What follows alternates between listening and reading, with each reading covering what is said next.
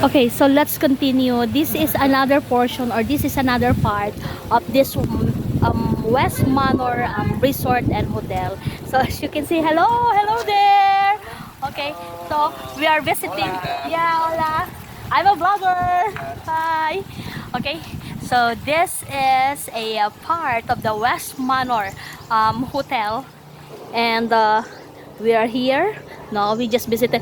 Oh, look, oh, it's very nice. So come on, where is the location of this one? It's here in Sual Pangasinan. Kung ako sa inyo, I will invite my family to go in here. Hindi kayo magsisisi. As you can see in my other vlog, there was a swimming pool while ago, and that swimming pool is the best place to have or to swim, especially this kind of weather. It's so hot again here in my place, and so therefore you can do that. Okay, bye for now. Bye bye, have a nice day everyone.